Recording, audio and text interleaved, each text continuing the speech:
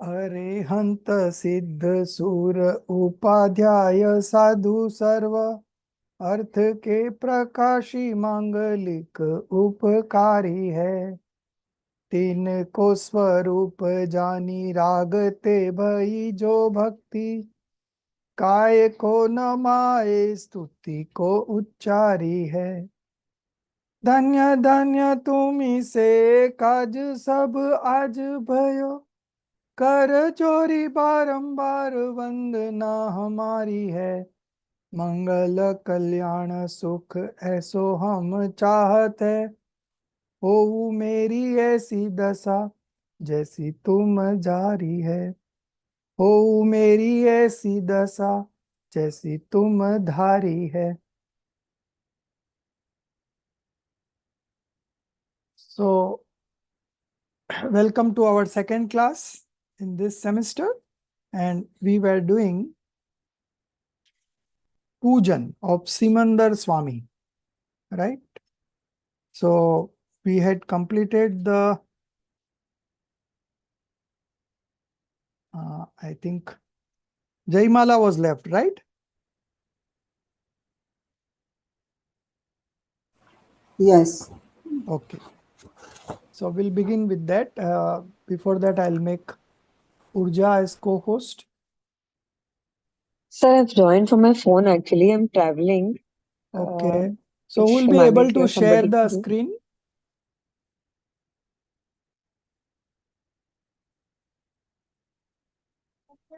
Sir, I can share. Okay, thank you.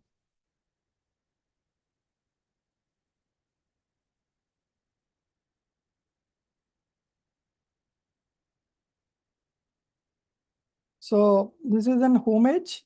After the puja, there is this homage or a short prayer which is full of spiritual knowledge, So even in the puja also, if you have seen that we were offering those substances at that point of time also, in every stanza, there was some message for spiritual upliftment, whether it is in terms of descriptive knowledge or it is in terms of reflection, whatever way. So our pujas are also very, very, you can say, spiritually inclined. We are not doing it as just as a ritual. At the same time, this puja is also a study or swadhyay. And our swadhyay also are pujas. So it is all intermixed. One direction, we are moving in only one direction, and that is our upliftment, elevation, development, whatever you say it, but we have only one direction to go: progress, progress, and progress. Make ourselves better. Makes ourselves better means whatever the shortcomings are there in the modification, by looking at the pure soul, the substance, okay, we can remove those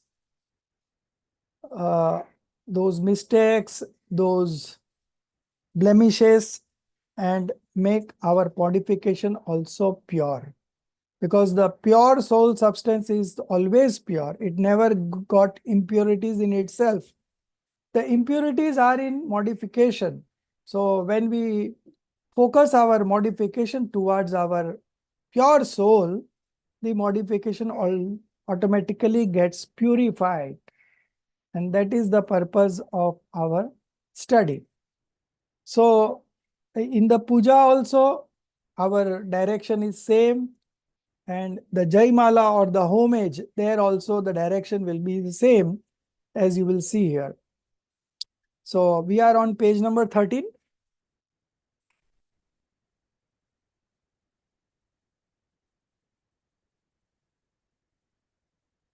Yes. Yeah.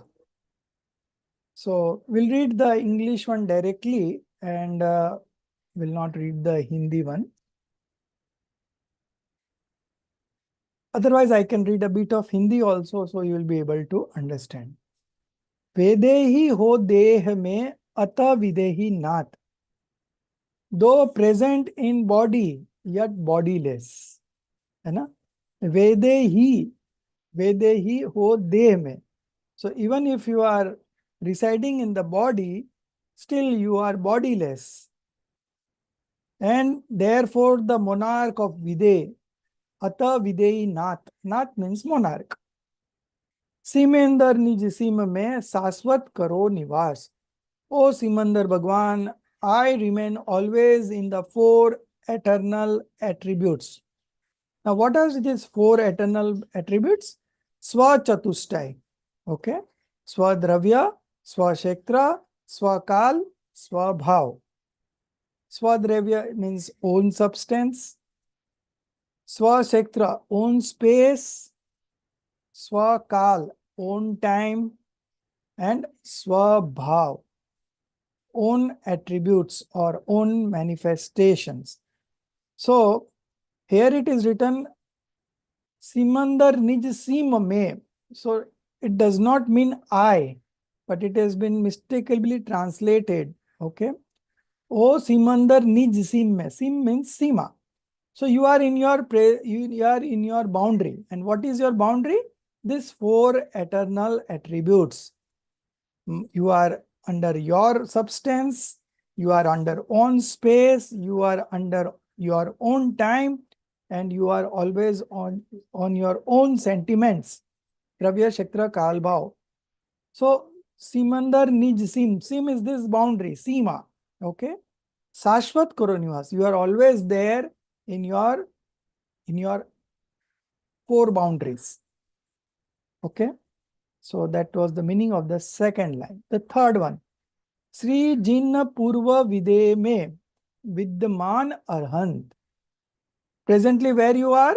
You are on the eastern Vide. So, as we are now staying in Bharat Kshetra, there is also another planet called Vide Kshetra.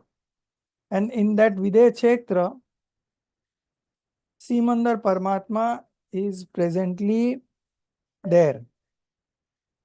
And Kunkund Acharya from here went to there because he had these special qualities. And there he listened to the Divya Dhvani of Simandar Paramatma and also discuss his doubts with Gandhar. And he came back and wrote all these 5 Parmagams. Samay Sar, Pravachan Sar, Niyam Sar, Ashtapahod, and Panchastikay. So these 5 Parmagams that we teach you in this Parmagam Honors course are written by Kunkund Acharya Dev. And he went to Mahavide Kshetra and came back from there with these learnings and wrote these scriptures. O Simandar Bhagwan, that is okay. Sri Jin Purva Vide mein. So you are presently on the eastern Vide. And when this Simandar Paramatma will get liberated, he is now in the 13th stage of spiritual development. And he will get liberated when, after this 5th era of 21,000 years, only 18,600 years have passed. We are still away 18,400 years for this era to end. Then 6th era will start. That will be another 21,000 years. In the 6th era, there will be no religion. Okay. So this religion will remain up to here up to 5th era, end of 5th era. So now in the 6th era, there will be no religion. There will be everywhere violence, violence, and violence. Life will be very complicated. The height will be reduced to, I think, 3 feet or 4 feet. And the life duration will also be like 15 to 20 years, not more than that. And it's going to be a very miserable life. So that is the 6th era. Then again, the 6th era will repeat itself. Then again, we will be in the 5th era. And then the 4th era will again come, where there will be again 24 Tirthankars. So when there will be 12th Tirthankar here in the 4th era, the next fourth era. Okay. At that time, Simandar Bhagwan will get liberated. So he is having such a long life there, but he is in the stage of 13th stage of spiritual development. So there are not passions, anything left. Okay. It's only full of passionlessness. There is no passions. So he is enjoying 100% of his attributes and just waiting to get liberated because of Ayu Karma. He has got a big Ayu. So for that period, he has to be there. And in his divine sound, he is addressing all those there who are present in the holy assembly, the path of liberation, that you all are capable of getting liberated. So just work on it and get liberated. This is the best thing that we can do in this life, in this universe. Whatever else we do, it's all futile. It's not going to help us in any way in our purpose to get happiness in life. Your abode is at present is Ishtan Vide, where you exist as an Arahant. You are above attachment and aversions, having acquired matchless detachment and omniscience. Shri जिन पूर्व विदे में विद्यमान अरंत वीतराग सर्वज्ञ. So they have skipped the sarvagna. Okay. So having acquired matchless detachment, that is vitragta, passionlessness, detachment, complete detachment, that is vitrag, and sarvagna is omniscience. Okay. Vitrag sarvagna Sri Simandar Bhagwan. So this is the meaning of the first paragraph. The second one. हे ज्ञान स्वभावी श्रीमंदर तुम हो असीम आनंद रूप. Asim, no boundaries, limitless, beyond boundaries, right? Anand Roop, full of eternal bliss. हे ज्ञान स्वभावी सीमंदर तुम हो असीम आनंद रूप. अपनी सीमा में सीमित हो फिर भी हो तुम त्रैलोक्य भूप. Bhup means king, monarch. Oh, sentient by nature, Gyan Sabhavi. What is our nature? Knowledge. Our nature is knowledge. We are called Gyan Sabhavi. So the seeker is asking Simandar Bhagwan, Hey Gyan Sabhavi Simandar, O sentient by nature Simandar Lord, your bliss is never ending. Okay. So you are enjoying continuous bliss. Okay.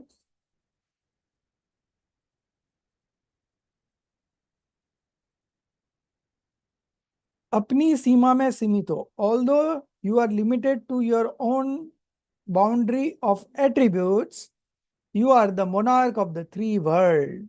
Okay. So you are the ruler of this three world. So I bow to you this Simandar Paramatma. मोह अंधकार के नाश हेतु. मोह means delusion and अंधकार means darkness. तुम ही हो दिनकर अति प्रचंड. Dinkar means sun. Ati prachand means powerful. You are the splendid sun. You are the powerful sun for destroying the darkness of delusions. हो स्वयं अखंडित कर्म शत्रु को किया अपने खंड खंड. Though indivisible, what is indivisible? The karma enemy. Though indivisible, you have shattered all the karmas into pieces. Such is our impact that through meditation, we can shatter all the past accumulated karmas. गृहवास राग की आग त्याग धारा तुमने मुनिपद महान. You accepted monkhood, abandoning the life of a householder. Why he abandon the life of a householder? Can anyone answer?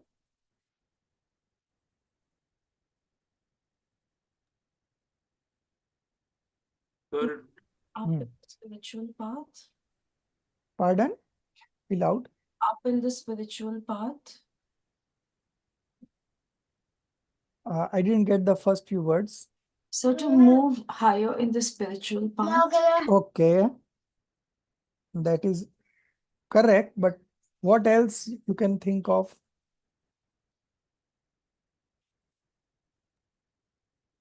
sir, to become a Muni, because only being a householder, one cannot achieve liberation.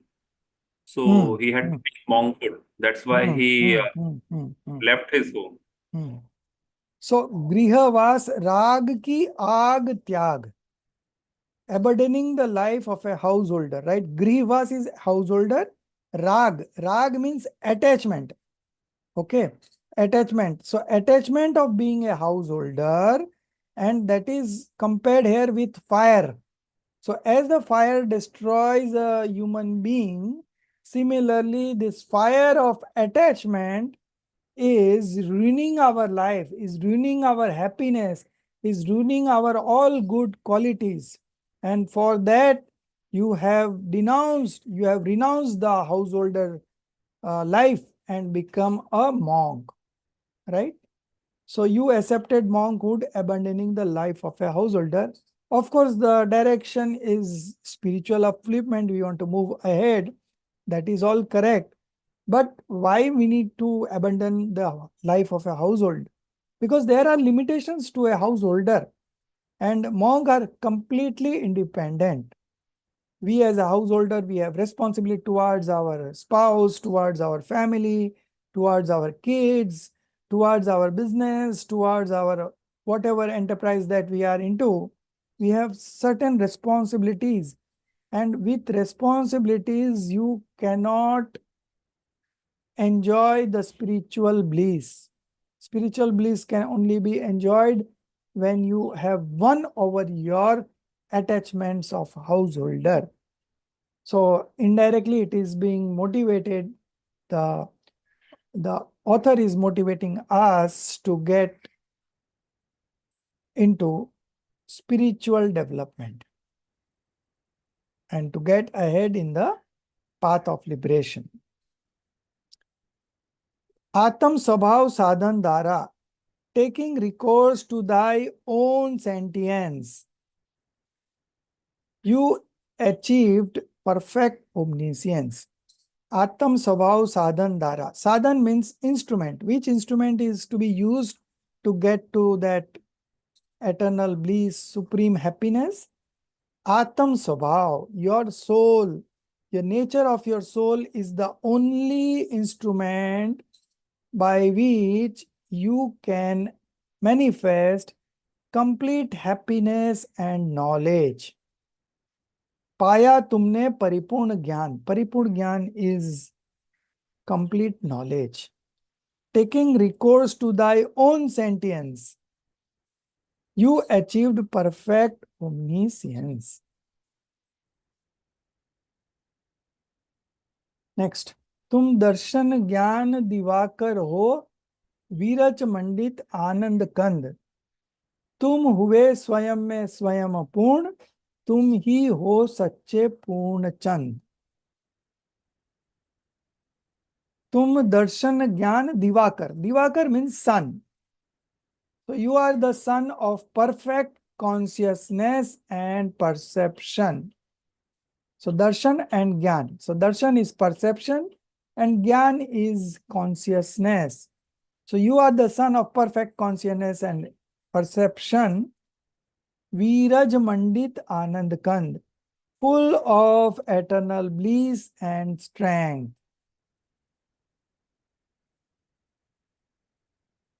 तुम हुए स्वयं में स्वयं पूर्ण. You have attained fullness in thy own self. तुम ही हो सच्चे Purnachand, and you are the donor of a delight like moon. So this is something differently translated. तुम ही हो सच्चे पूर्ण चंद. You are yourself a true, complete soul, right? You yourself are a pure and complete soul. तुम ही हो सच्चे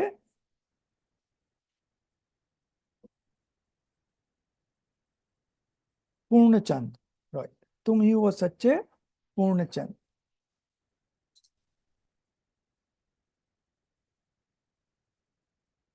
पूर्व विदे में है जिनवर, हो आप आज भी विद्यमान.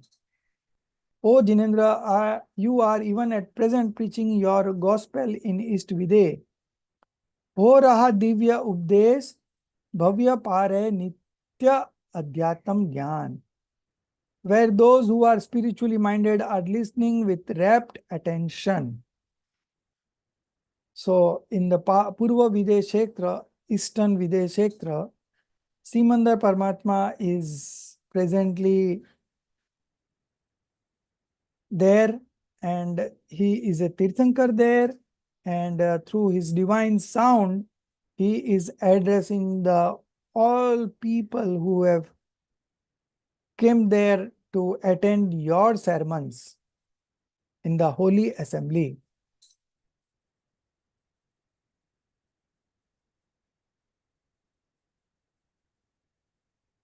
हो रहा दिव्य उपदेश भव्य पार है नित्य अध्यात्म गान. Where those who are spiritual minded are listening with rapt attention.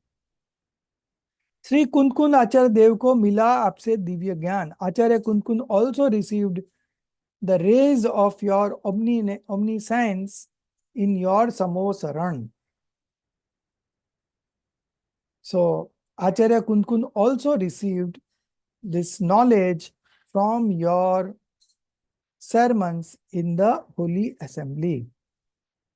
आत्मानुभूति से करे प्रमाण, पाया उनने सत्यार्थ भान. So Kunkun Acharya ji not only listened, but he also manifested those attributes in himself. He himself experienced it in his soul and partook of thy bliss during those days. So, with the experience of the soul, okay, Kunkund Acharya also got the true knowledge from you. Okay. Now, the word Samaisar will come 11 times. No, 13 times. It is 13 times in total, up to the end. And the Samaisar here means one very clear-cut meaning is pure soul, Shuddhatma. The other meanings are Samaisar Granth. Then we have Samaisar Ratnatray. Ratnatray, 3 gems. Right belief, right knowledge, right conduct. Then what else is the meaning of Samaisar? The path of liberation is being mentioned as Samaisar. Then what else is there? Simandar Bhagwan is also being said as Samaisar.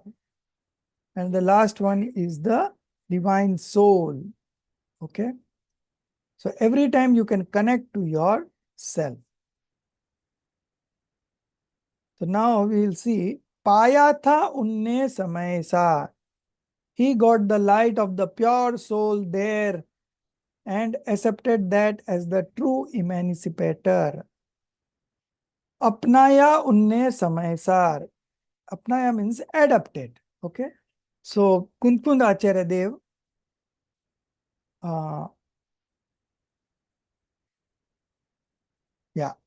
So Kunkund Acharya Dev went to Mahavidesh Kshetra, and from there he listened to the preachings of Lord Simandar Bhagwan, and subsequently he also gained the knowledge. Paya tha unne samaysar.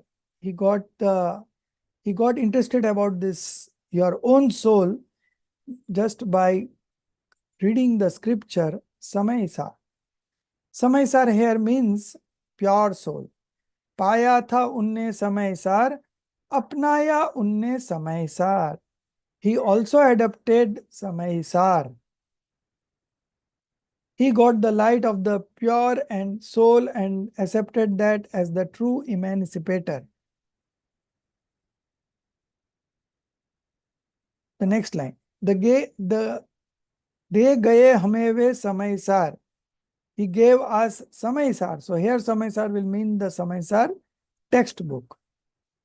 So गा रहे हैं आज हम Samaisar. That's why we are appreciating Samaisar. Hey Samaisar बस एक सार, Samaisar बिन सब असार. He then wrote Samaisar, which glorifies the pure soul full of complex bliss. Hey Samaisar बस एक सार, Samaisar बिन सब असार. Pure soul is the only worthwhile, while the rest is all mundane. Okay, so with this stanza, it's being declared that he has written Samaisar, Kunkundaj has written Samaisar, and he glorifies the pure and soul, pure soul full of complete bliss. Pure soul is the only worthwhile thing, the rest is all mundane. Now the last two stanza, and Hemali, you read.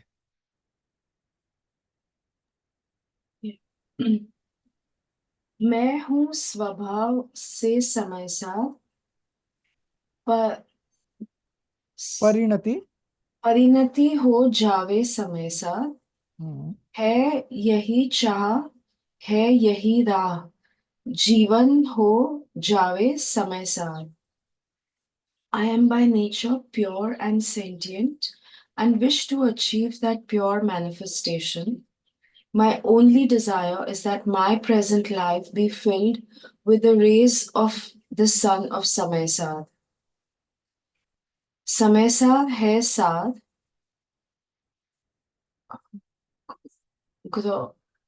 और सार कुछ है नहीं. महिमा अपरमपार सभय सारमय आपकी. Samaisar is the only worthwhile substance. Its glories are immeasurable. I bow to thee many a times. So the first line, मैं हूँ स्वभाव से Samaisar. So here Samaisar means pure soul. परिणति हो जावे Samaisar. Parinati means modification. Okay. And wish to achieve that pure manifestation. So the next Samaisar means the three gems: right faith, right knowledge, and right conduct. These are the three gems or three jewels. Okay. And those are called Ratna Tray.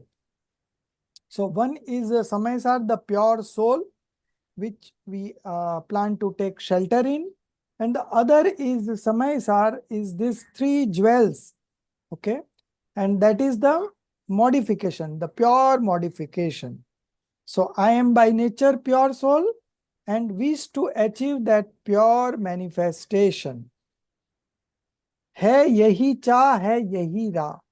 My only desire is that my present life, Ra means journey or direction, okay, and Chaha means desire. So my only is desire that my present life, Jivan ho jave Samaisar, filled with the rays of the sun of Samaisar. Now what are these rays of the sun? This pure manifestation are the rays of pure soul. So my only desire is that my present life, my present modification, be filled with the rays of the sun of Samaisar, that is right faith, right knowledge, and right conduct. Samaisar is the only worthwhile substance. There is no other substance in this universe which is worth looking at, which is worth taking shelter in, and that is you yourself, the pure soul. Mahima aparampar. Mahima is glories. Its glories are immeasurable. You cannot measure it. Okay. It's chanceless, valueless. I bow to thee many a time. Samay sarmai aapki.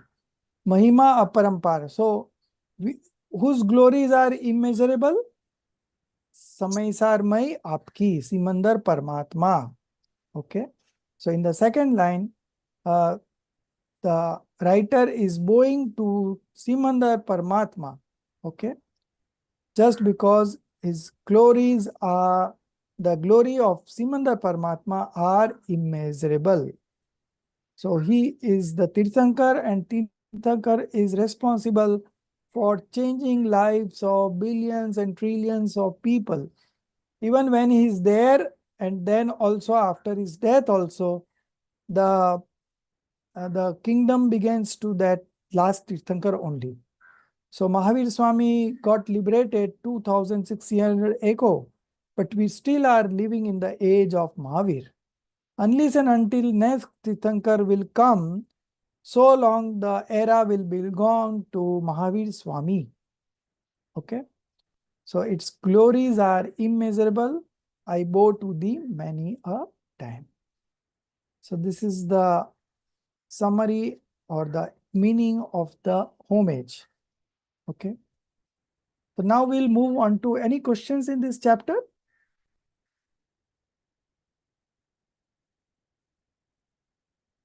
Sir, I had a question. Yes. You said that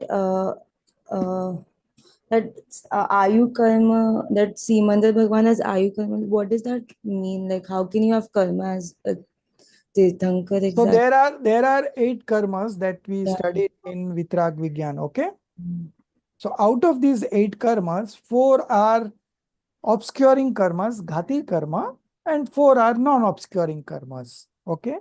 So among the 4 obscuring karmas are Jnana Varana, knowledge obscuring karma, Darshana Varana, perception obscuring karma, then Monia, deluding karma. Okay. And the last one is Antarai karma. Okay. Mm. Antarai karma is Antarai karma. So bias. No, not bias, but The power deluding karma. power, right? Power or energy, and energy deluding karma. Power obscuring karma, it will be, right? So this is 4 obscuring karmas. Then we have 4 non-obscuring karmas, and one of them is Ayu, age, you know. So among the 4 non-obscuring karmas are uh, Ayu Nam karma, Ayu karma, Gotra karma, and Vedaniya karma. Okay. So among these 4 non-obscuring karma, Ayu karma is one of the karma through which your age in present life is determined. When you take birth, your the duration of this life is already fixed. You cannot live a moment beyond your age here. Okay, you have to move to some other place depending on the karmas. So Simandar Paramatma is now in this urgent stage, that is, he's having a body, but he has destroyed all the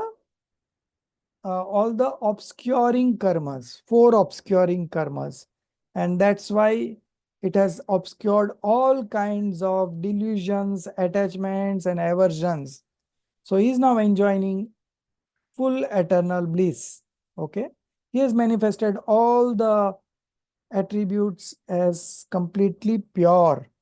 Okay, but still 4 non-obscuring karmas are still left, but that does not uh, bring any effect on the inner qualities of the Simandar Swami. So long his age is there, he has to be there, okay, in that body itself. And when his age will be complete, he will get liberated. Got Gia your answer? Yes, sir. Yeah. Yeah, any other question?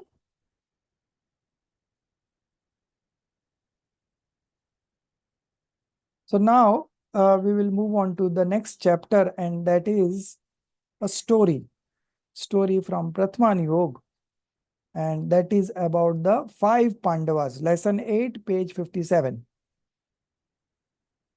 It is adapted from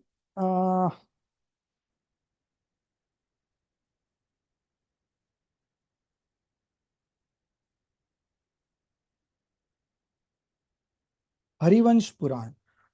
Okay. So this story is adapted from Harivansh Puran, written by Acharya Jin Sen. So all the scriptures in Pratman Yoga are titled as Puran. Puran means story. Okay. After Padma Puran, Harivansh Puran is the most widely read old historical treatise in the Jain community. So Padma Puran is the story of Ramchandra ji, Ram, Sita, Lakshman, Ravan, all. And Harivansh Puran is the story between the enmity of Pandavas and Kauravas. Okay. So Ramayana, and this is also called Mahabharat in Hindu. Okay.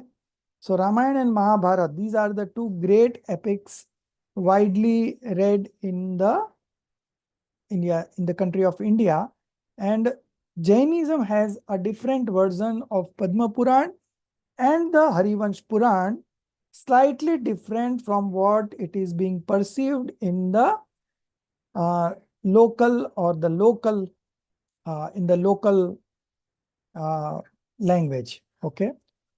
The one that is being popular, that the serials are made on, those are depicting a slightly twisted story, which is not correct.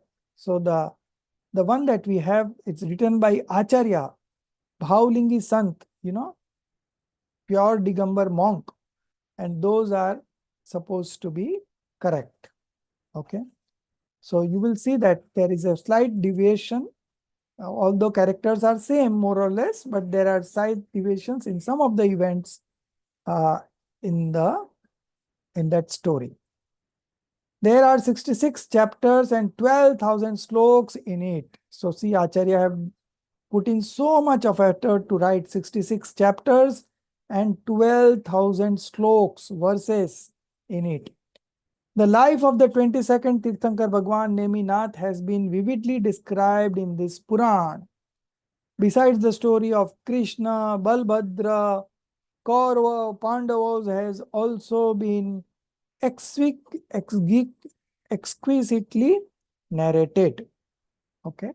So very interesting story. We take so much of motivation from these characters and imbibe those qualities in our life and make our life happy. The writer is Acharya Jinsen, different from Bhagwan Jinsen Acharya, the writer of the Mahapuran. So there are two Jinsen Acharyas. One is Jinsen Acharya who has written Mahapuran.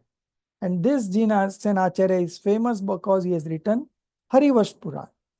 He was the Acharya of Punat Sangha. Puna is the old name of Karnataka. This Sangh was active near Karnataka and Kathiawad for 200 years.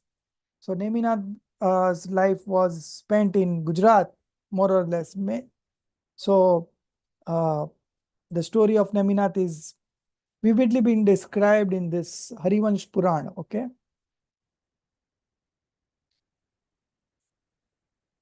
So this Acharya Jainsen is the Acharya of Punat Sangha. Punas is the old name of Karnataka. So this Sangh was active near Karnataka and Kathiawad for 200 years. The kingly order of Gujarat had a great faith and reverence for and in this Sangh. His preceptor was Kriti Sen. Okay. And he completed this holy book in the Nana Raj Vasati of Vardhaman city Vikram Samvat 840. So to come at the common era, you have to subtract 57 from Vikram Samvat. So this story has been written around 780, 83. 783 common era. In the year 783 common era. So you just can see it was written 1500 years ago. No other works of this Acharya are available, and there are no reference of other works in other treatises.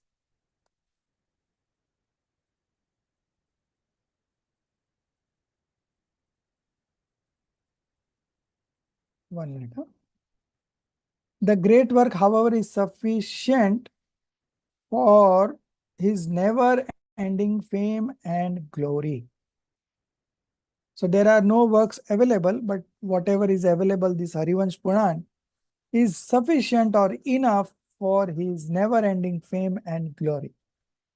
The commentator of Harivansh Puran is the famous scholar Pandit Daulat Ramji Kasliwal of Jaipur. So he wrote a commentary on this Harivansh Puran. The present lesson is based on the said Harivansh Puran of Acharya Jinsen.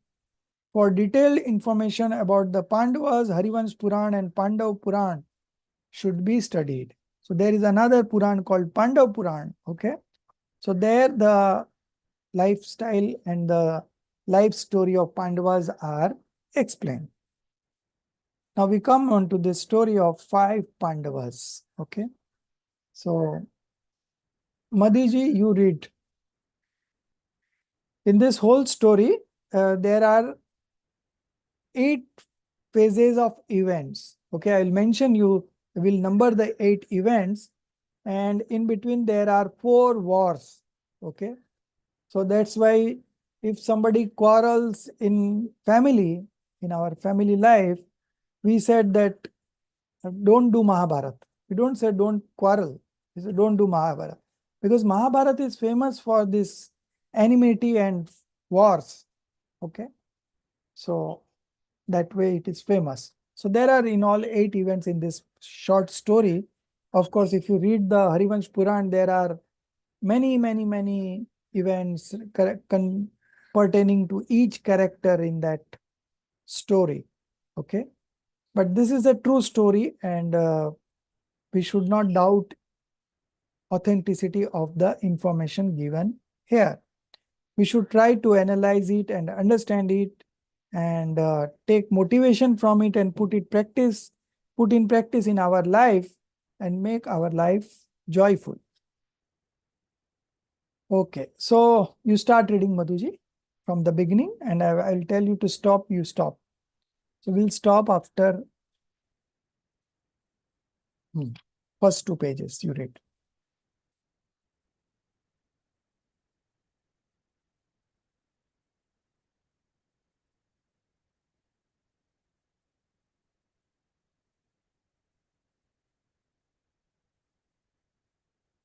Madhuji, you are not, you unmute yourself first.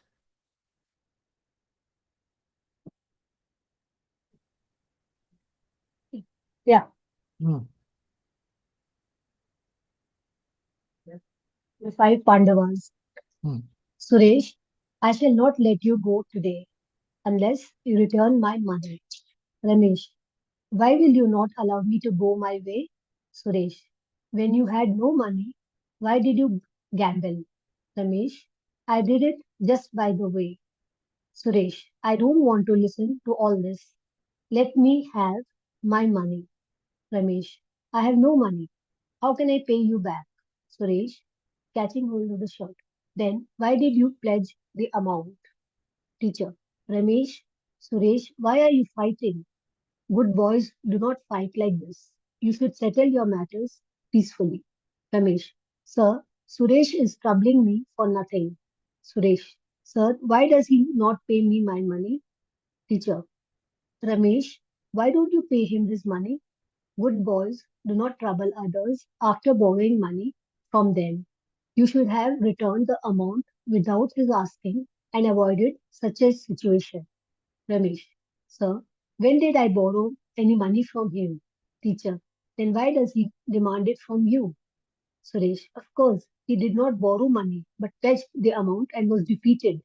Why does he not pay the amount now? Teacher, so you indulge in gambling. Good boys do not gamble. Suresh, sir, I did pledge the amount, but did not gamble. Teacher, keeping victory and defeat in view, to play with money or some other kind of wealth, or to pledge the money and do such work on condition of payment of money are all gambling. This is a very bad addiction. Those who those who fall a prey to this addiction disturb the worldly life as also place a hurdle on the welfare of the soul. The very glorious Pandavas had to face many difficulties on account of indulging in gambling by playing the game of the dice. Promise never gamble by pledging money or wealth. Suresh, who were these Pandavas? Teacher, many years back, King Dhritaraj of Kuruvansh, ruled in the city of Hastinapur of Kurujangal Desh in Kurujangal Desh in Bharatvarsh. He had three queens, Ambika, Ambalika, and Amba. The three queens gave birth to Dhritarashtra, Pandu, and Vidur, respectively. Bhishma was the son of Rukman, who was the brother of Dhritaraj. Queen, Gan- Queen Gandhari of Dhritarashtra gave birth to 100 sons known as the Kauravas. Pandu had two queens, Kunti and Madri. Karna was the son of Kunti from her secret marriage with Pandu. He was brought up elsewhere for fear of defamation. Three sons, Yudhishthir, Bhim, and Arjun, were born later on. Madri bore two sons, Nakul and Sahadev. The five sons of Pandu, that is, Yudhishthir, Bhim, Arjun, Nakul, and Sahadev, are known as the Pandavas. Suresh, I have heard that a big war was fought between the Kauravas and the Pandavas. Teacher, there was tension between the Kauravas and the Pandavas, but Bhishma, Vidur, and Guru Dronacharya intervened and settled the affairs. They gave half of the kingdom to the Pandavas and the other half to the Kauravas. However, the mental conflict did not come to an end. Ramesh, who was Guru Dronacharya? Teacher, you do not know about Guru Dronacharya. He was a descendant of the Bhargava dynasty and a clever archer. He taught archery to the Kauravas and the Pandavas. His son Ashwadhama was as clever an archer as his father. Suresh. Suresh, why was there a war where the compromise was arrived at? Teacher, did I not tell you that there were mental reservations? Once, when the Pandavas were sleeping in their palace, the Kauravas set fire to it. Ramesh, this was very bad. Did the Pandavas perish in the fire? Teacher, no, Stop. no here. So Yeah. now the second Thank you, sir. the second point of the event is coming up. So let's explain the first one. Okay. So the story starts with a conversation between two friends, and the conclusion is that teacher is teaching them that you should never indulge in gambling. Okay. When you play around like this with the purpose of getting money, okay, then it is called gambling. We have studied about 7 addictions in Vitrag Vigyan, okay, and gambling was the uh, first of that addiction. So with this background, the story started that Pandavas also had a difficulty in their life because they indulge in gambling, and that's how the story starts. And the takeaway is that you should not indulge in gambling in any way. Okay. So the end part of the teacher was that promise never to gamble by pledging money or wealth. So with that, the story started, and then the family of the Pandavas were explained how it came to be. And I have shared in the group one family tree, which is written in the Hindi edition of Tattva Gyan Part 1. You can see on your mobile the family tree. From that family tree, you can easily understand that who was what. So, Dhrutraj Raja and his brother Rukman Raja, they both were king of Hastinapur, okay, and they belong to Kuru Vansh, okay, Kuru Vansh, and both were brothers. Dhritaraj had three queens, Ambika, Ambalika, and Amba. Through Ambika, he had one son, Dhritarashtra, and that Dhritarashtra married Gandhari Rani, Gandhari queen, and they had 100 children called Kaurava. The senior most was Duryodhan, and there were another 99 of his brothers. The second one, Ambilika Rani, married to Pandu, and Ambalika Rani son was Pandu, and Pandus had done two marriages. The first one was Kunti Rani, and the second one was Madri Rani. Through Kuntu Rani, he had four sons. Okay, Karna, Yudhishthir, Bhim, Arjun. But Karna is an exception because Karna was born before the marriage. Okay, so in those times it was considered very bad, to uh, get this kind of association before marriage. It was condemned. So he was kept in somebody's house, and after the delivery, she got married, okay, to Pandu. So the Karna has to be brought up somewhere else. He cannot be officially remain with Pandu and Kunti Rani. And then, of course, after the marriage, three sons were born: Yudhishthir, Bhim, and Arjun. And through his second Rani, a queen, Madra Rani, Nakul and Sahadev. So these three, Yudhishthir, Bhim, Arjun, and Nakul and Sahadev, all five put together is Panch Pandava, very famous, five brothers, okay? Through this Rukman Raja married Ganga Rani, and through him there was this son, Bhishma Pitamaha, and he didn't marry, okay? So these are the characters in this story, short story. Of course, there are other characters also, but these are the famous characters and the famous family. One more is added. It's not in that chart because it's not a part of family. Is Guru Dronacharya. He was expert in archery, Dhanur Vidya expert, and that Guru Dronacharya had a son called Aswatma. He was also clever as his father as an archer. Okay, so Guru Dronacharya was responsible for teaching the archery to the Kauravas and the Pandavas. In earlier times, the princes were used to be sent to what it is called Gurukul. It was named as, today we sent to school. In those days there was Gurukul, and this Gurukul don't not only teach them the studies, but apart from that they also develop skills of archery, fighting, and whatever. So it was an all-rounder teaching, and before completing studies they are not supposed to come home. They used to remain there, and under the able guidance of Guru, they used to learn all the techniques, and then they become fully equipped with and most of these were all fighters, so they were fully equipped in archery and other means of instruments that are used in the war at that point of time. So Guru Dronacharya was their guide.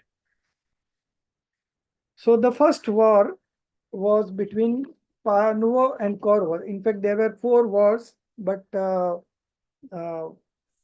was an enmity between two, and they used to have frequent fightings.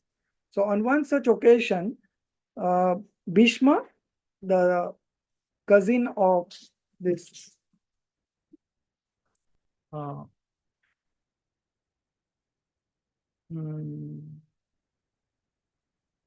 Pandu, cousin of Dhritarashtra, Pandu, and Vidur. Okay, Bhishma Pitama, right? And who else was there? Guru Dronacharya and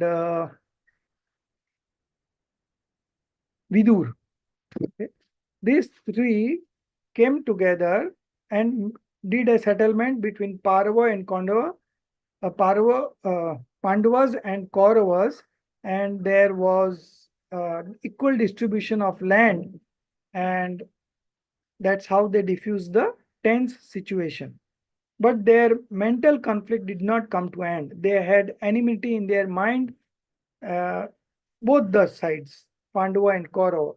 And due to this, the Kauravas set fire while Pandavas were sleeping in their palace.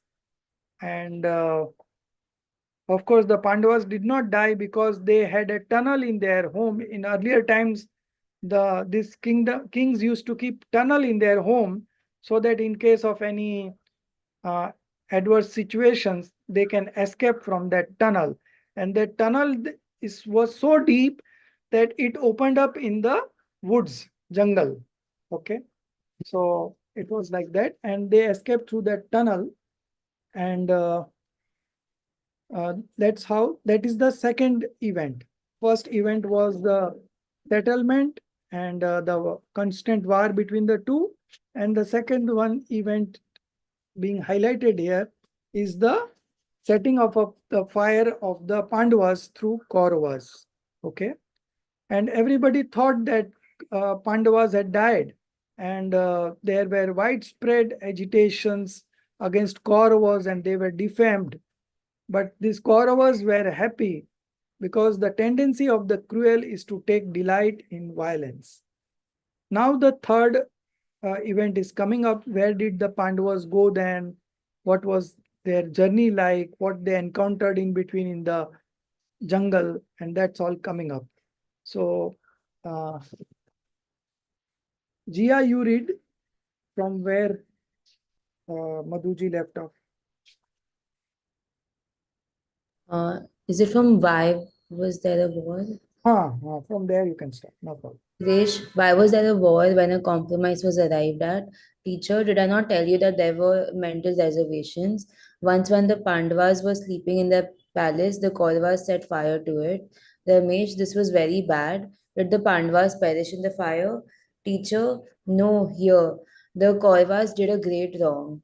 Such violent tendencies destroy the country and the community. The Pandavas saved their life by getting away out of a tunnel, but people believed that the Pandavas had perished.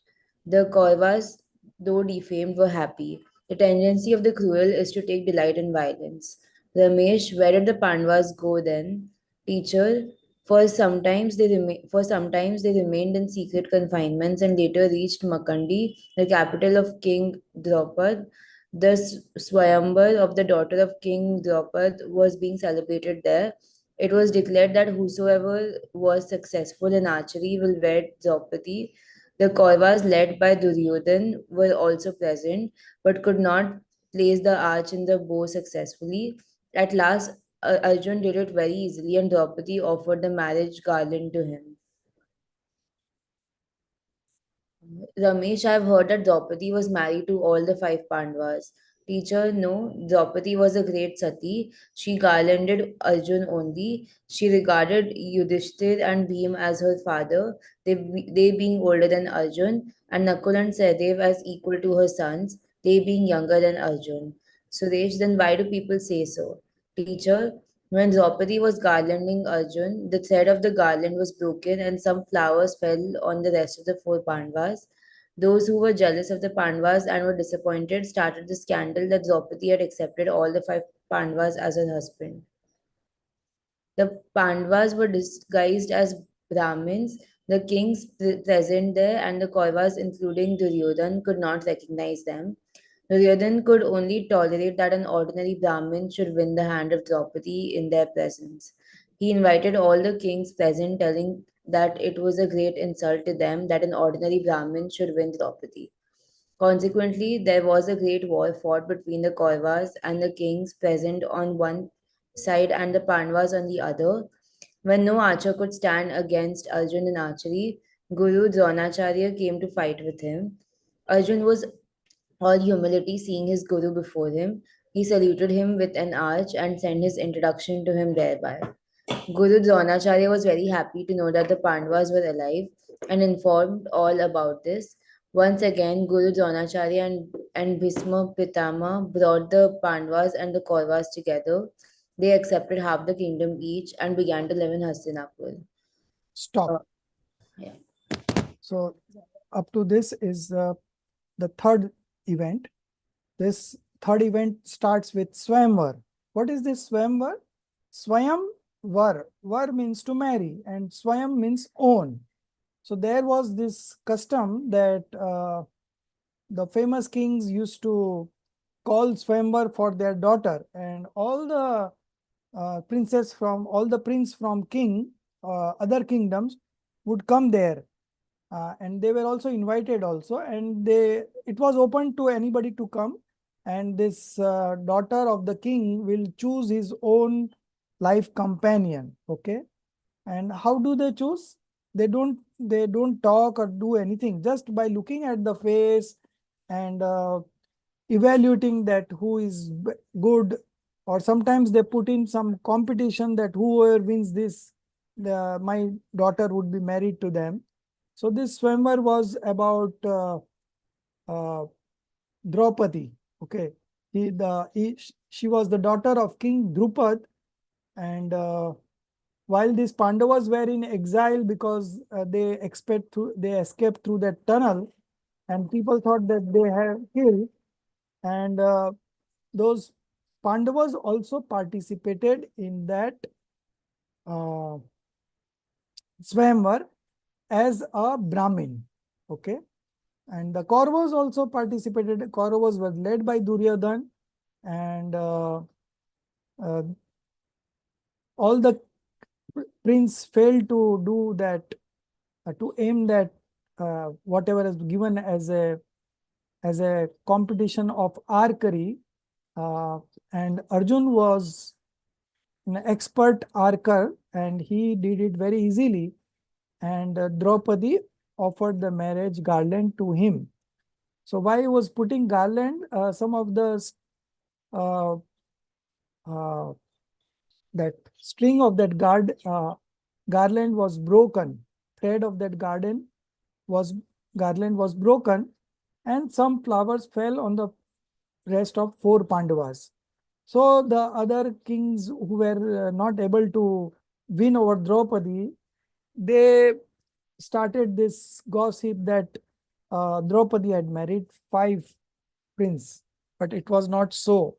So in the Mahabharata that we have in Hindu, it is being perceived that Draupadi married the 5 Pandavas.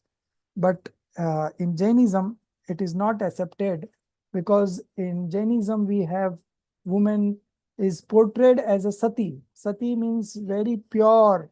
They never think of uh, any other person in their dream also. So marrying 5 people at a time is something very funny, and ridiculous. So this was that. Then all the kings thought that in our presence, they all were Rajputs, and these Pandavas were also Rajputs, but they were in the disguise of a Brahmin. So how can a Brahmin win over Draupadi in presence of us? And they could not tolerate this success of Arjun and other Pandavas. And so he invited all the kings that it's insults to us, so let's fight out this Brahmin people. So there was a war between the Kauravas and the kings present on one side, and the Pandavas on the other side. Arjun was a very expert archer, and no archer could stand against Arjun in archery. Then, seeing all the kings being defeated, Guru Dronacharya came to fight with Arjun. And Guru Dronacharya didn't know that Arjun is Pandavas only, and they thought that Pandavas had died, but they were alive. And Arjun knew that this is Guru Dronacharya because Arjun was in disguise, but Guru Dronacharya was the same. So Arjun knew that this is my Guru, and so he humbly uh, bowed to him, and he saluted him with an arc and sent his introduction by way of letter through that arrow to him. And Guru Dronacharya realized that these are the Pandavas and they were alive, and he was very happy to know that they are alive, and he informed all over there. And once again, Guru Dronacharya and Bhishma Pitama brought the Pandavas and the Kauravas together. They accepted half the kingdom each and began to live in Hastinapur. So again, there was an union, and again they lived happily for some time.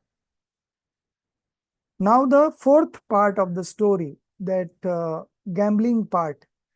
This is how the story began. That the Pandavas also had to suffer. The very glorious Pandava had to face many difficulties on account of indulging in gambling by playing the game of the die. So now this event will unfold and we see what happens next. Okay. So, Soumya ji, you read from where Jia had left. The gambling part. Page 61, middle. Yes. Sir, you told us that the Pandavas indulged in gambling. That part of the story remains untold. Teacher, yes, one day Duryodhan and Yudhishthir started the game of the die. Yudhishthir pledged his kingdom for 12 years. Duryodhan won the game deceitfully, and the Pandavas had to leave their kingdom for 12 years and go in unknown exile.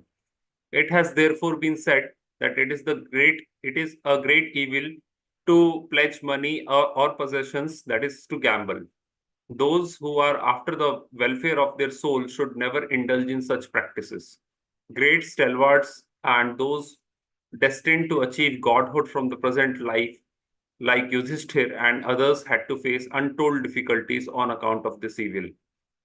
Ramesh, where did they live during these 12 years? Teacher, they did not stay at one place. They wandered from one place to another in disguise. Suresh, I have heard that Bhim was very strong and had punished Kichak. Teacher, yes, this happened during their 12-year exile. When the Pandavas reached Virat Nagar, they began to serve King Virat in different capacities in disguise. Yudhishthir became a Pandit, Bhim a cook, Arjun a dancing lady, and Nakul and Sahadev in charge of the stable of the king. Draupadi became a garden woman. Sudarshana was the queen of King Virat. Her brother was Kichak. He regarded Draupadi as an ordinary garden woman and tried to entrap her by many temptations. Draupadi disclosed this to Bhim, who in turn asked her to fix the place and time of a meeting with Kichak, who he thought must be punished for his evil intentions. Ramesh, what next? Teacher, Draupadi fixed the time and place of a meeting with him.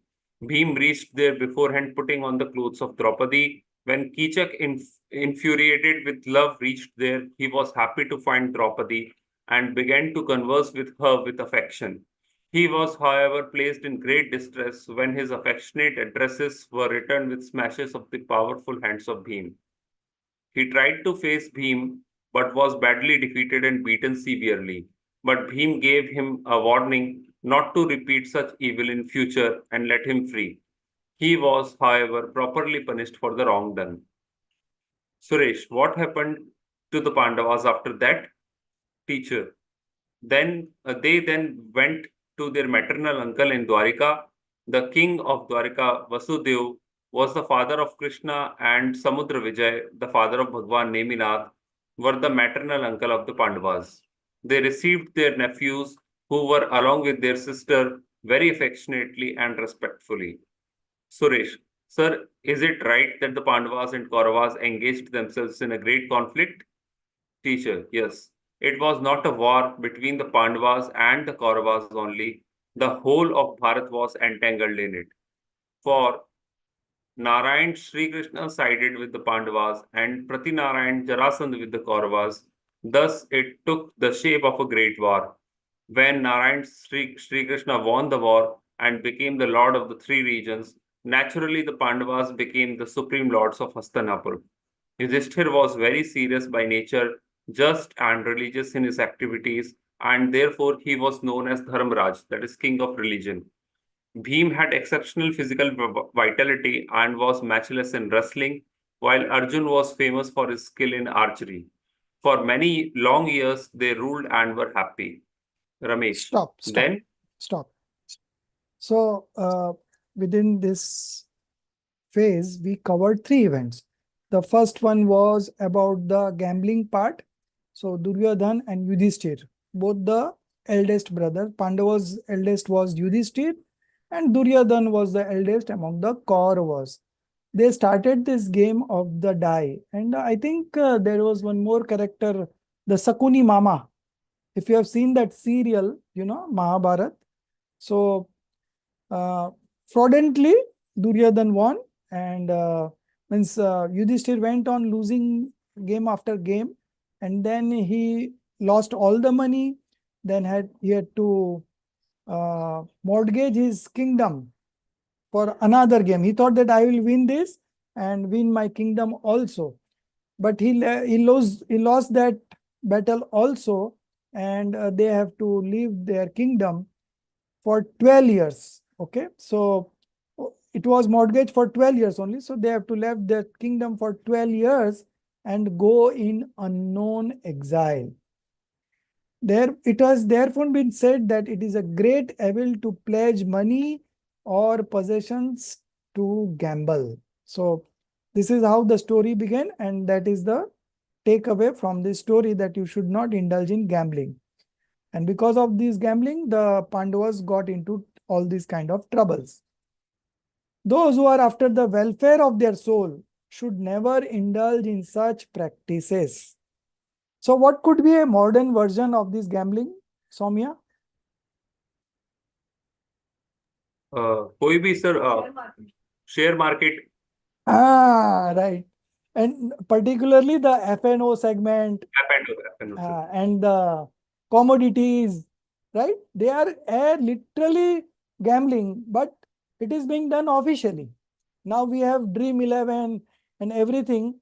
So it is somewhere related to this gambling only. These are the modern forms of gambling, So very good line, that if you are looking at welfare of your soul, if you are looking for your spiritual upliftment, you should never indulge in such practices. What could be the reason? Jains in this profession.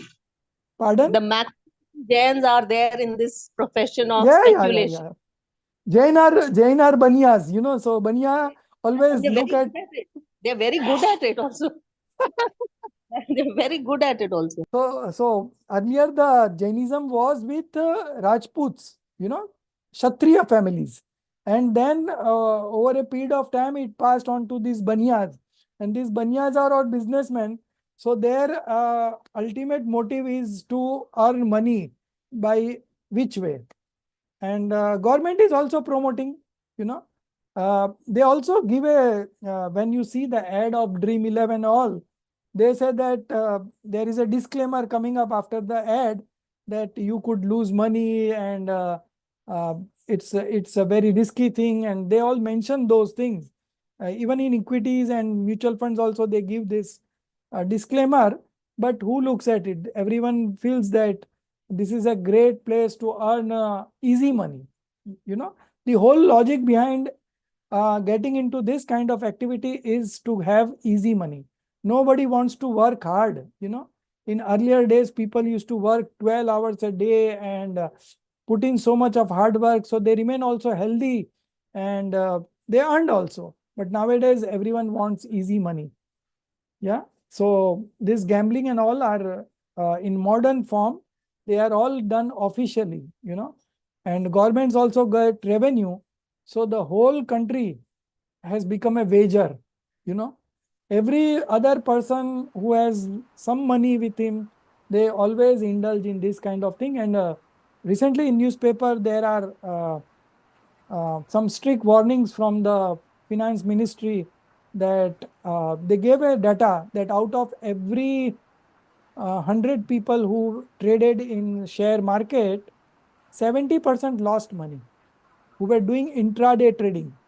Okay. So these are all modern gambling, modern kind of gambling. So the point is, I'm highlighting here because, as you said, Malti ji, that even Jains are also into this.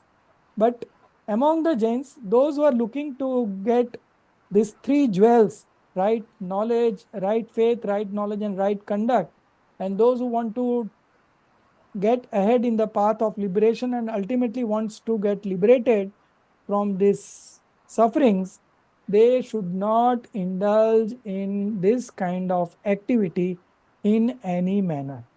Okay. So, two in one, it is an part of the story also, and we also take motivation from that also. Can I say something? Yeah, Ed.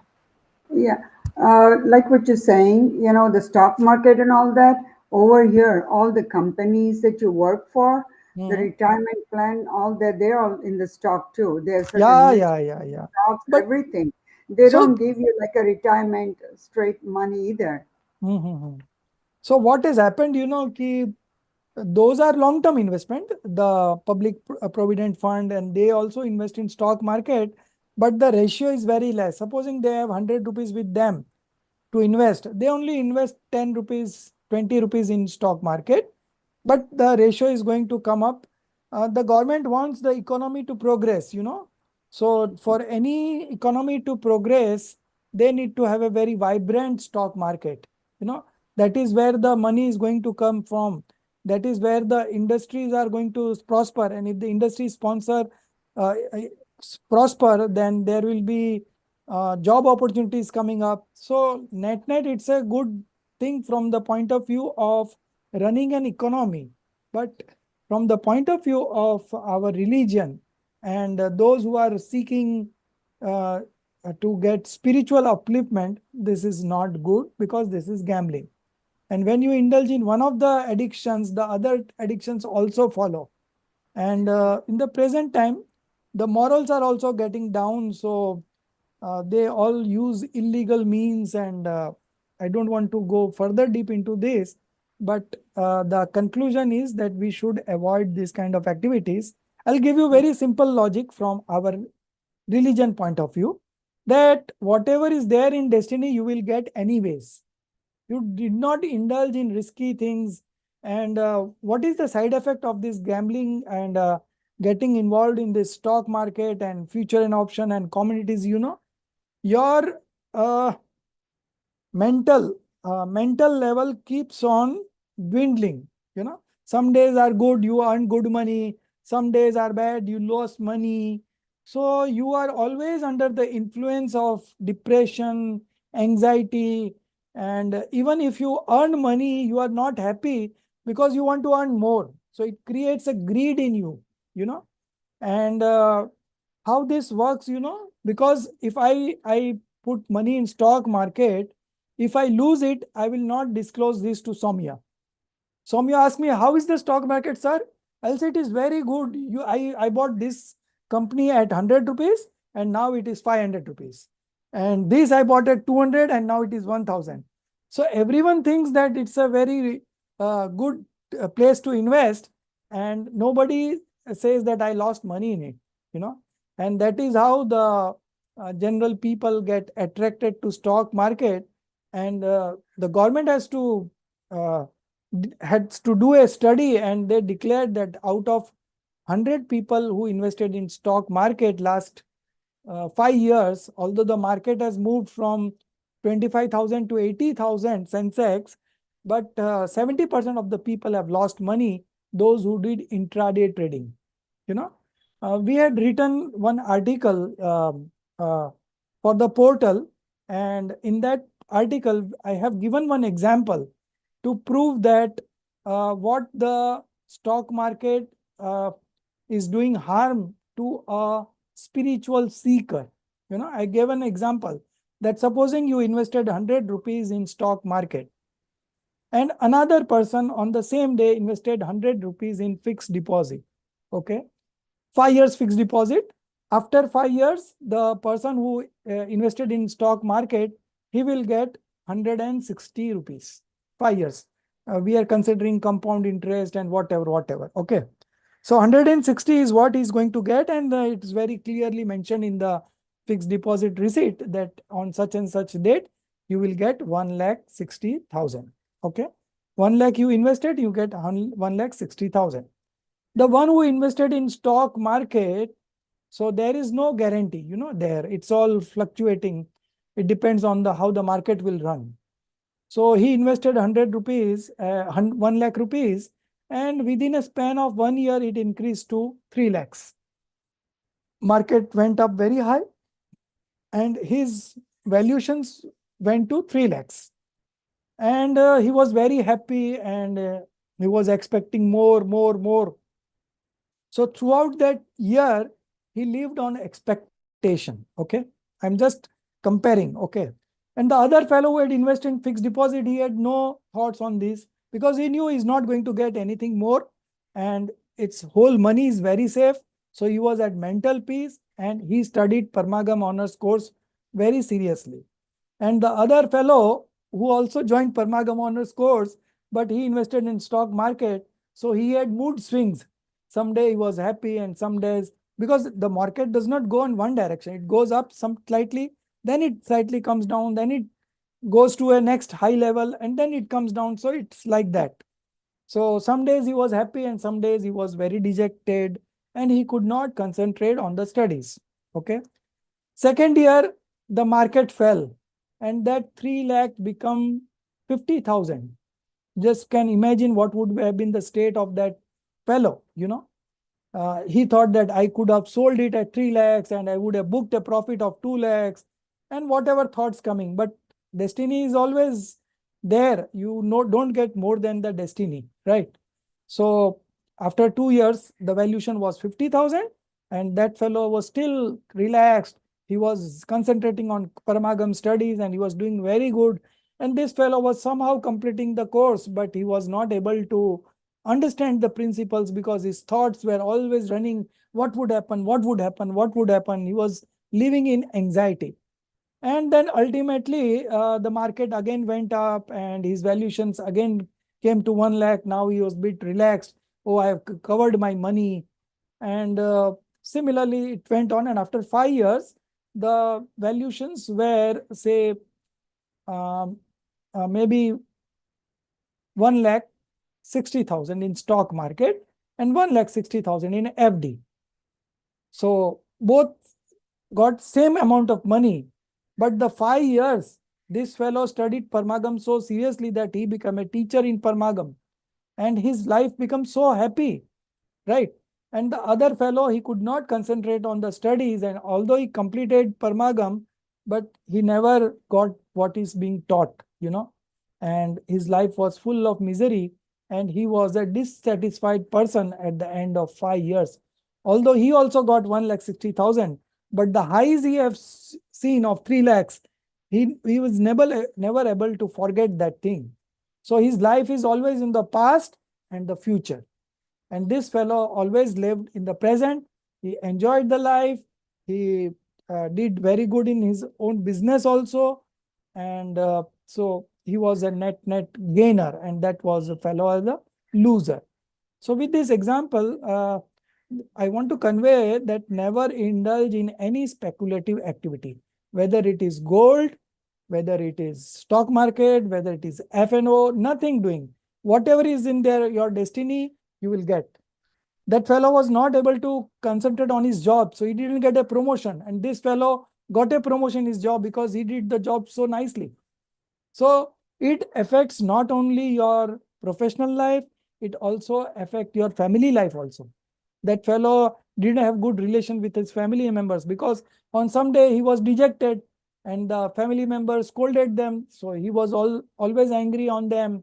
So the net is he was having a very miserable life and the result was also very bad. So keep away from any kind of speculative activity if your purpose in life is to get these 3 jewels in your life. Okay. Right faith, right knowledge, and right belief. So we again come back to this line from this story. Those who are after the welfare of their soul should never indulge in such practices. Great stalwarts and those destined to achieve godhood. Again, next line. From the present life. Okay. I am on page number 61. I'm just repeating few things. Great stalwarts and those destined to achieve godhood from the present life, like Yudhishthir and others, had to face untold difficulties on account of this evil. Page 61. So the text has disappeared. Oh, 1 minute. How it could disappear? So I'll just open it again.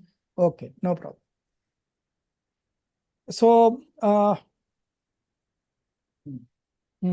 so they had to go to exile 12 years, and during this exile,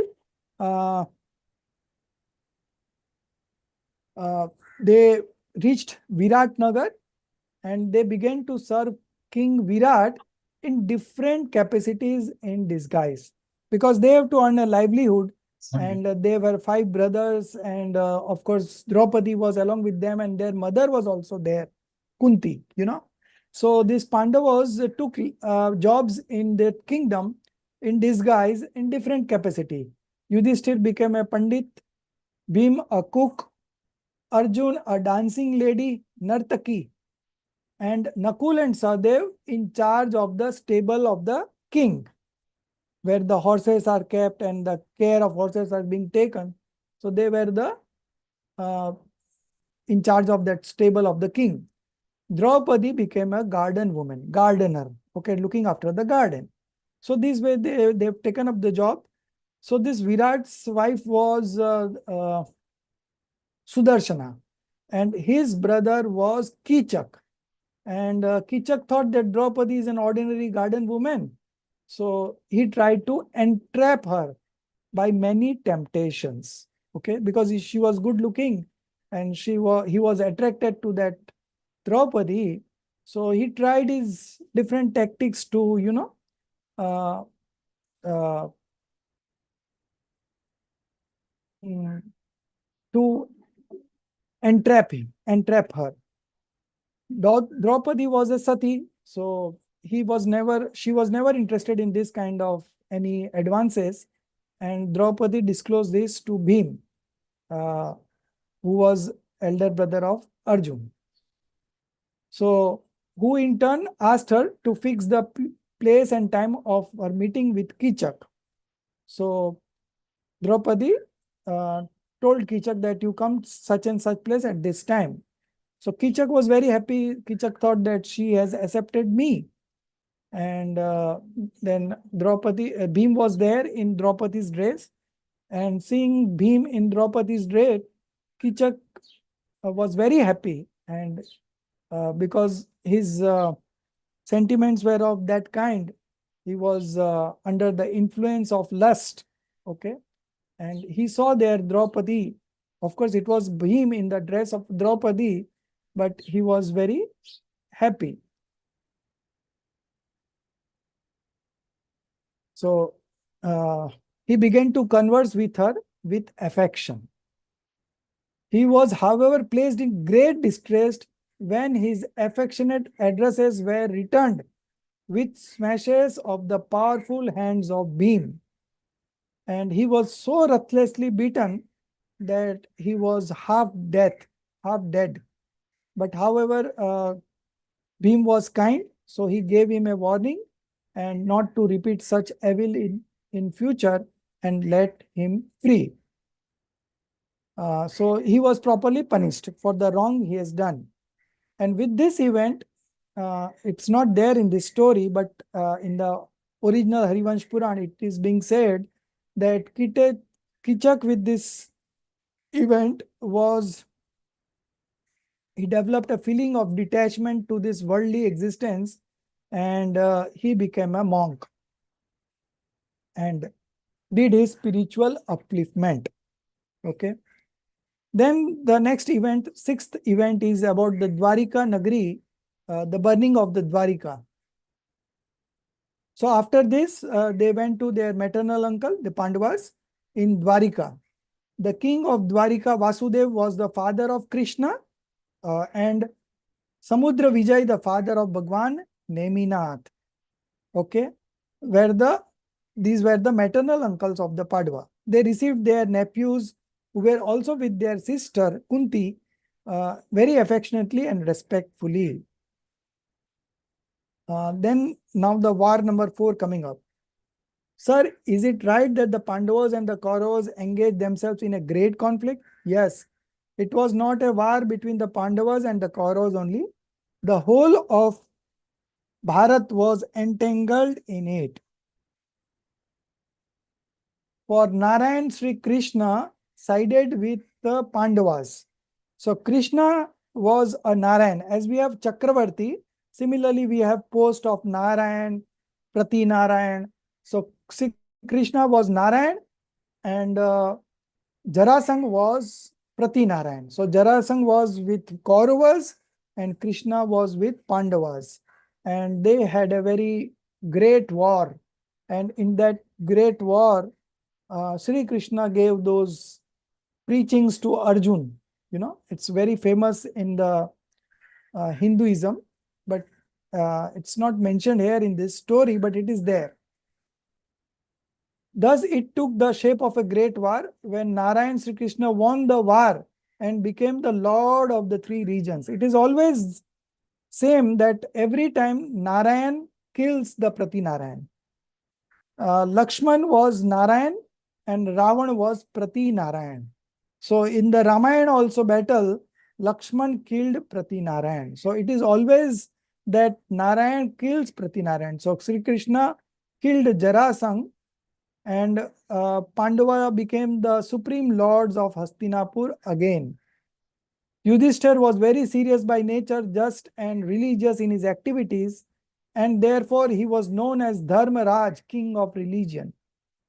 Bhim had exceptional physical vitality, as you saw how he defeated Kichak, and was matchless in wrestling, while Arjun was famous for his skill in archery. For many years they ruled and were happy. So what happiness is being described here? For many years they ruled and were happy. What kind of happiness is this? Can anyone suggest?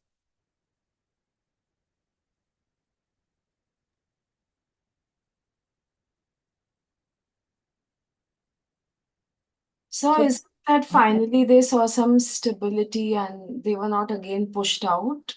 Not really happiness. So this is not eternal bliss. This is A material happiness. Yeah, material happiness. Right, correct. So also here they are saying that Yudhishthir was just and serious. Why then did he indulge in this gambling? That is true, but you know, we have sometimes some triggers in our life where we get ourselves involved in some wrong activity. Although morally it is not correct, but sometimes it's a part of conduct. You know, it does not go on one direction, the graph. Sometimes it falls down. You know, as I said that senses does not go one way. It will say, so 50 to 60 it went, then again it corrected to 55,000, then again it went to 65,000, then again it came down. So it is like that. So similarly in our life also we have ups and downs in terms of sentiments.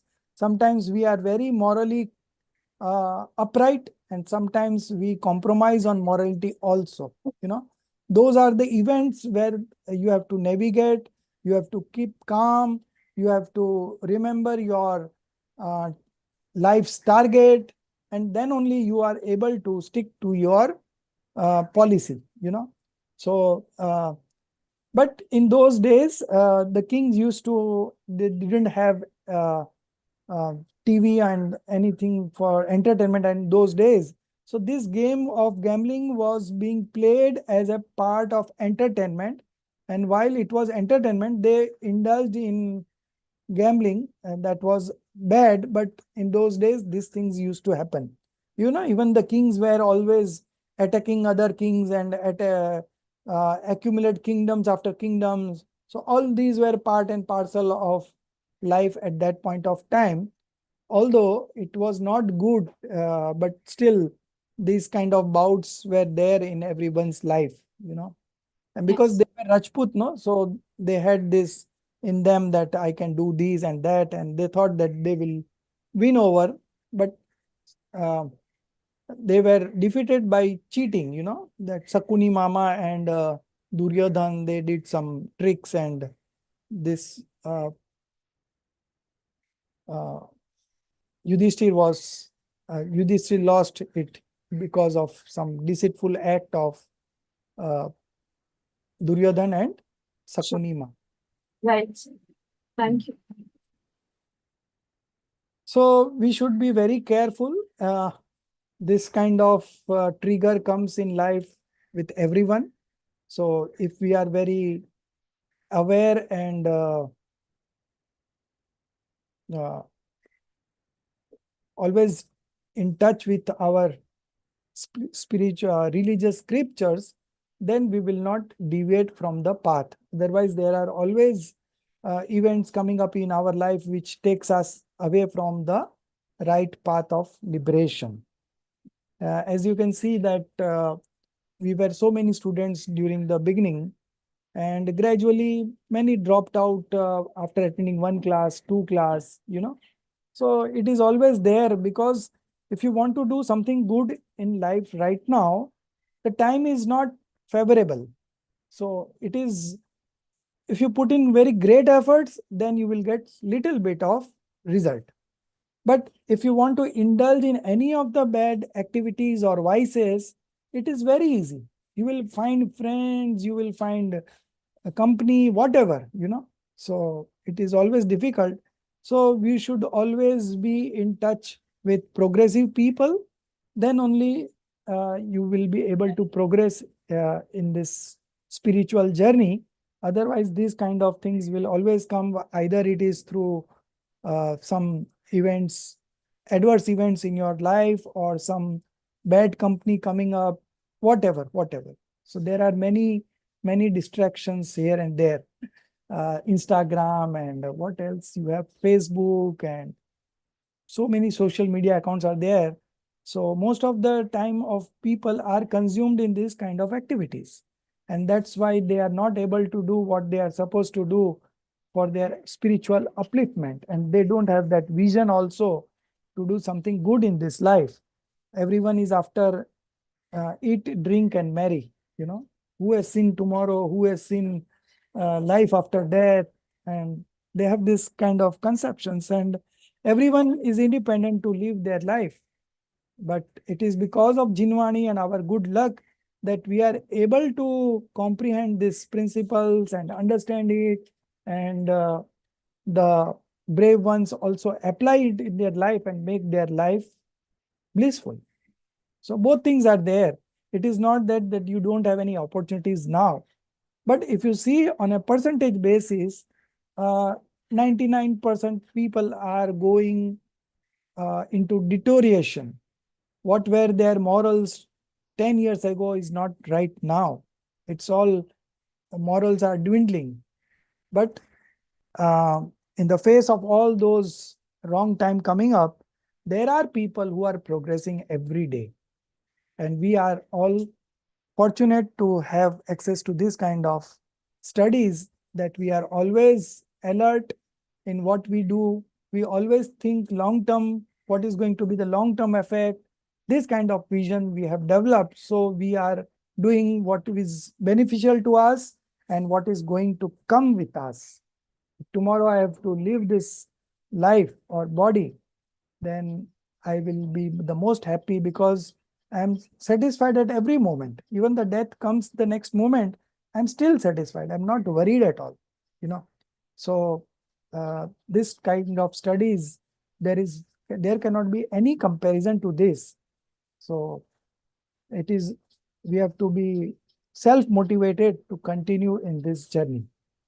Otherwise, the distractions will come. Today morning only I got a message from one of our students of this group that my son had to go to Japan for some concerts. I had to go Japan, and then there were some other problems. There were some job problems. So she's not able to continue in this class, and so she said that I will be join the next semester. Next semester means the next year, I think. So I said all the best. What else I could say? So those who don't attend the live class, they always miss out on the best part of this course. And even if you catch up on recordings, initially you will catch up, but later on it's very difficult. You need motivation every time to stick to this course. So And it you is need like discipline. Basically, you need discipline. discipline and motivation also. Even if you are, say, treating some diseases, there also you need to go to doctor time and again to keep you on track. Otherwise, you will eat medicines for some days and then you will leave it. You will believe that kuch nahi hota hai. But if you go to doctors, then he will check up and he said that your level was this much, now it is this much. So this much is left. So this kind of follow-up and all these things keeps you to get the treatment, Otherwise, you leave treatment halfway. And then it comes on a bigger way, the disease. So it is like that. So everyone needs the motivation.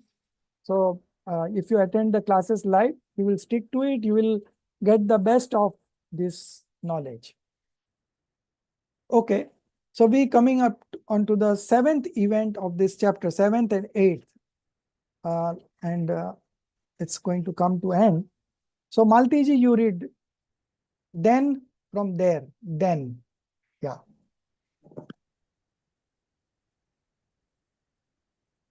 Yeah.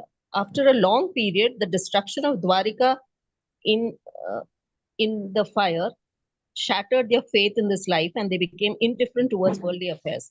One day, these Pandavas, with their kith and kin, went to the religious congregation of Bhagwan Neminath to offer their homage to him. They became unconcerned with earthly existence after listening to the divine message of Bhagwan Neminath. They learned that happiness does not lie in the pleasures of the senses. Real happiness lies in our soul. The welfare of the soul lies in understanding it and devoting it to itself. That is all consciousness, and to discard other non-self entities of the world. Worldly loss and gains are all due to merits and demerits. The welfare of the soul does not lie in them. The soul for nothing rejoices in the wake of merits and becomes unhappy in the wake of demerits. The purpose of human life is to cut itself from the rest of the world and become self-centered. All the 5 Pandavas that were that very moment accepted Digambar monkhood, that is instrumental to the annihilation of the wanderings of the earthly existence. Their mother Kunti and Queen Draupadi, Subhadra, and others got initiated into feminine monkhood of the Digambar order by Rajmati Arjika. By Rajmati, that is Arjika. Suresh, what then? All the 5 Pandava saints devoted themselves to the pursuit of the soul and indulged in severe penances. One day, when they were thus absorbed in deep meditation on Mount Shatrunjay, Yavrodhan, the descendant of Duryodhan, happened to reach there, and seeing the Pandavas in that state of meditation, was inflamed by anger. He thought that these same Pandavas had ruined Duryodhan and the other Kauravas, and that way are aimless and without any help, and therefore that he decided to take revenge upon them and teach them a lesson. He got iron ornaments heated red in fire and put them on the bodies of the Pandavas.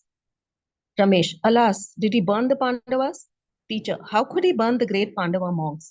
He was himself burning in the fire of aversion. The hot iron ornaments were no doubt burning the bodies of the Pandavas, but they themselves were one with their souls and were undisturbed in the eternal peace of their sentient soul substance. The fire of meditation destroyed all their merits and demerits. Suresh, what happened then? Were they burnt? Yes, their physical frames were burnt. The three Pandavas, Yudhishthir, Bhim, and Arjun, destroyed all the 8 karmas after adopting Shapak Shreni, a very high stage of spiritual development. They attained consciousness, they attained conscious and siddhood on the Shatrunjay mountain, where Nakul and Sahadev got Sarvarth Siddhi, having earned the bondage of heavenly life. They will also obtain Buddhahood and this divine phase becoming human beings. They will also attain Siddhahood after the divine phase of becoming human beings. Ramesh, so Shatrunjay is a place of attaining Siddhahood because the 3 Pandavas attained liberation from there. Teacher, yes, it is just 18 kilometers from Sonagir. We must perform a pilgrimage to this holy place and should take lessons from the lives of the Pandavas. This is also called Palitana. Suresh, I went to Songad. once. It is just near Bhavnagar. Suresh, I have now understood that without the pursuit of the soul, worldly victories and defeats are of no avail. The real victory of the soul is that which destroys delusions, attachments, and aversions altogether. Ramesh, by indulgence in the addiction of gambling, the very brave Pandavas had to face countless difficulties and agonies. We should therefore not indulge in gambling. Teacher, very good. We have read a true and meaningful lesson. Resolve not to gamble or do anything by pledging money or other possessions. Suresh and Ramesh. Yes, sir, we resolve not to gamble or pledge money for desired achievements and shall persuade our comrades also not to indulge in such evil games. Good. So you see, the 7th event was about the divine sound, Divya Dhvani. They listened to Bhagwan Neminath. And what was coming in the divine message? There are 5 points. You can just note it down on your textbook. They heard that happiness does not lie in pleasure of the senses. This is number 1. Real happiness lies in the soul. It lies in our soul. This is number 1. Number 2.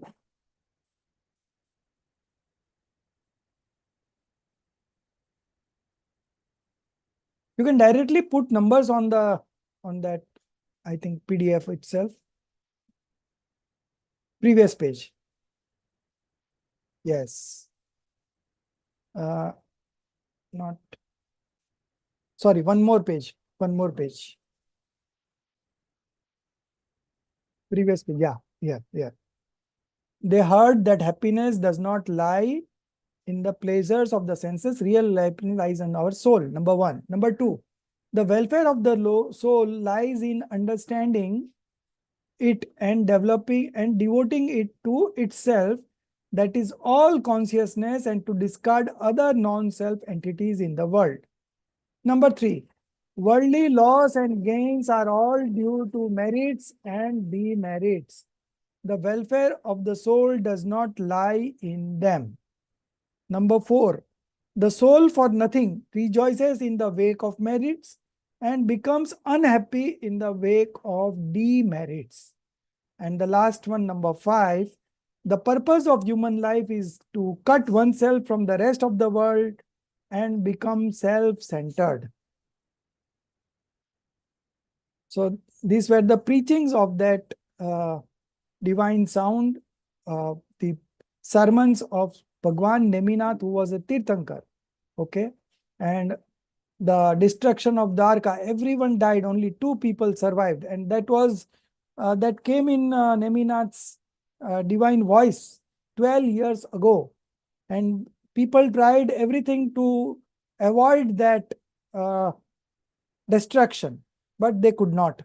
And that will be very well explained in the fourth sem when you will read about Krambat Paryay. You know, in Krambat Paryay, they give a very good example of this Dwarka Nagari, that after 12 years, everything will be burned in Dwarka. And it happened so. And that's how we prove that everything is in sequence. Whatever is happening in our life, it is all our past destiny, and even Tirthankars also cannot change it. So how we can change it? So changing those things and attempting to change those things are a futile effort. It's not going to succeed. So best is try to accept what is happening in our life and be an observer and not a doer. So the moment you become an observer, you are in happy space. And the moment you become a doer, you are in anxiety. Okay. So anxiety is because of doership, and happiness is because of accepting yourself to be an observer. So by default, you are an observer. Now, if you believe you are an observer, you are happy. If you believe you are a doer, you are unhappy. Very simple. Okay. So we should accept it as whatever said in this divine sound. And the whole of scriptures have come from that divine sound only. It is not that somebody has written on his own. Everything knowledge has been passed on. Earlier it was passed through mouth publicity only, and then when people were not able to understand, they lost memory power and everything got deteriorated. So the scriptures were being written, and the scriptures were written 600 years ago. It was the idea of Acharya Dharsen and his two disciples, Pushpadant and Bhutbali. And we always read this story during Shruth Panchami. Okay. So we have this story in our syllabus also in this book, Aap Kuch Bhi Kaho. You will find this story, very interesting story. And this is how the scriptures were being written. The writing of the scriptures started. And we have got this. We don't have divine sound now, but through these scriptures, we are learning the same principles. Okay. So here it is written that they heard that happiness does not lie in pleasures of the senses. Real happiness lies in our soul. So we should try to get our active consciousness from sensual pleasures, objects of sensual pleasures, towards our inner soul, and that is the only way of happiness. So all five Pandavas, after this event of Dwarka burning, they all developed a feeling of detachment, and they accepted Digambar monkhood, and that is instrumental to the annihilation of the wanderings of this earthly existence. So if you want happiness in wholesale, then you become a monk. As a householder, you will still be happy, but the quantity would be very small, and the frequency also will be less. But as you progress in the spiritual path of development, the happiness is going to increase, and monkhood is the ideal thing that you should get into to experience those happy moments. Their mother Kunti and Queen Draupadi, Subhadra, and others got initiated into famine monkhood. So the whole atmosphere turned into a religious segregation, and everyone got into whatever they could do according to their own capacity.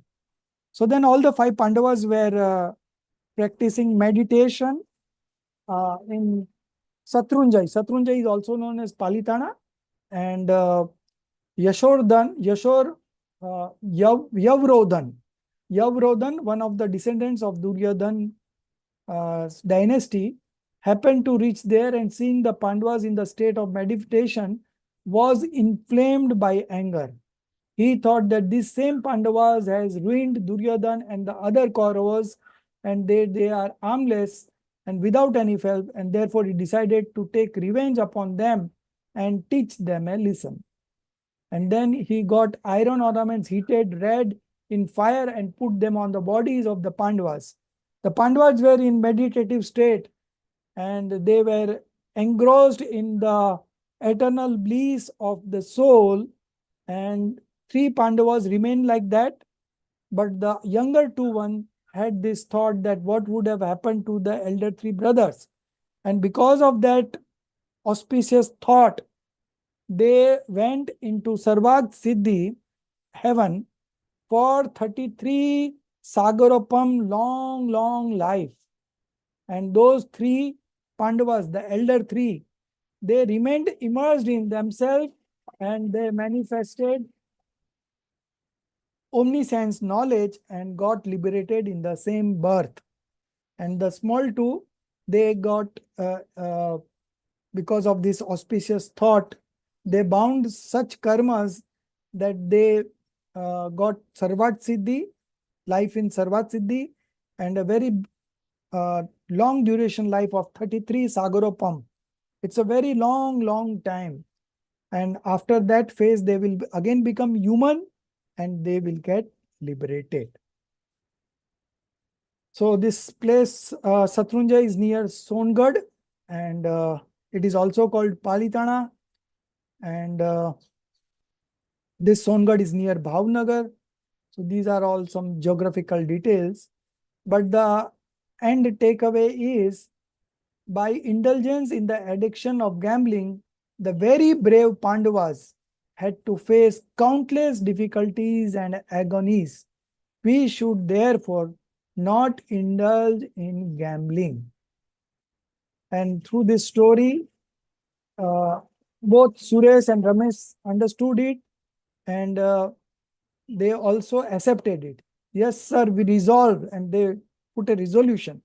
We resolved not to gamble or pledge money for desired achievements, and shall persuade our comrades also not to indulge in such evil games. So this was all about the story of Pandavas, and our time is also over. So we are not going to start the next chapter, but I will just give you a hint that the next chapter is chapter number 2, Errors Concerning the Seven Fundamentals. And it is adapted from Moksha Marg Prakashak, 8th chapter, not 8th chapter, the 7th chapter. Okay. And this Moksha Marg Prakashak is written by Pandit Todarmal ji. So we had done this study of Pandit Todarmal ji twice. Once in Vitrag Vigyan part,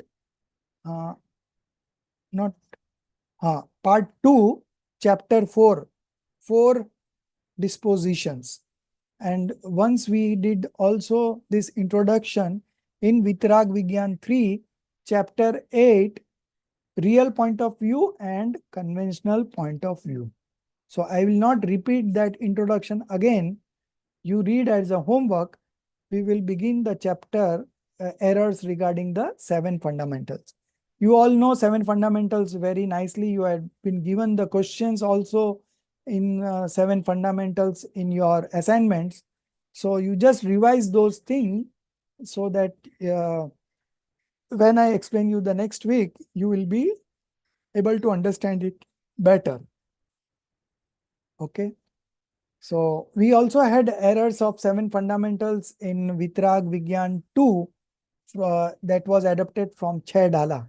Okay. So Vitrag Vigyan chapter 2, we also had this errors. But these errors are something of different kind, and I'll explain you what is the difference in the next class. Okay. So those who have not completed their objective exams, complete at the earliest. Okay. 29th, I think, is the last date. So tomorrow is the last date.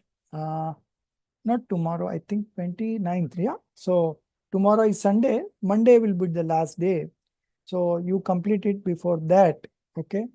And all those who have missed on giving objective exams, you can give a special request. So the papers will be opened and you can attempt your objectives. Apart from objectives, if you have any other assignments left over, that also you can complete. Okay. But that is in my hand, so you can complete later on also. But objectives is something that I have to put in a request, and they will not adhere to my request maybe after say 15 days, 20 days. Okay. So in between now, if you want to do anything, we can always that. These exams are very easy, as you have seen already attempted few of the exams, and it does not take more than 1 hour or 1 hour 10 minutes. It's all open book. You have no tension to learn anything. You just understand the concept and then choose the right answers. It's all very objective, and some of you have done it in half an hour also. So it is nothing difficult, but just this will keep you on this path of learning this Parmagam honors course. Okay, so these exams are part and parcel of our course, and this is also again a opportunity for us to reflect on what we have already studied in class. Okay, so it's a good revision for all of us. So you must attempt these exams. If you have any other difficulties, you can relate it to me, and we will try our best to accommodate you in whatever manner we can. Okay. Okay. Excuse me. Yeah. And sir, excuse me. Huh. 28th was the last date. Have they increased by one more day? Yeah, I think there was some message in the group. They have increased it to But it was 29th. Because if you open up Moodle, no, you will see the last date as Yeah. 29th there. Oh, okay, sir. Okay. And till what time is it there, the Moodle app I open? think it is 9:28 PM or AM. 1 minute. I'll just check in. It was Yes. somebody's query was there, so somebody answered. 1 minute.